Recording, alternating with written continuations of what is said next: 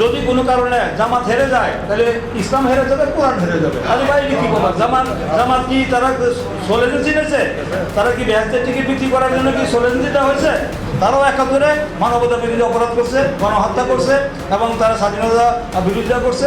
এই তারা স্বাধীনতা বিরোধী শক্তি, তারা এই বাংলাদেশে রাজনীতি করার কোনো অধিকার নাই, রাজনীতি করার কোনো অধিকার নাই জামাতে।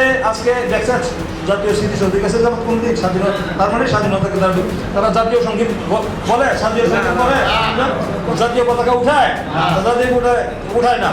তো তারা আজকে এইগুলো করছে কোনো শহীদ মিনারে গেছে, ওরা শহীদ মিনারে গেছে তাও করে নাই। এই যে তারা জাতীয় সঙ্গীত বা করে না, তারা জাতীয় স্মৃতিসৌধে যায় না, কেন্দ্রীয় শহীদ মিনারে যায় না, তার মানে তারা স্বাধীনতাকে এখনো তারা মেনে নিতে পারে না। তারা কি ক্ষমা চাইছে ৭১-এর ঘটনার জন্য? ৭১-এ যে মানবতা বিরোধী অপরাধ স্বাধীনতা বিরোধিতা করছে, এটা কি জন্য তারা জাতির কাছে ক্ষমা চাইছে? এখন তার ক্ষমা চায় নাই।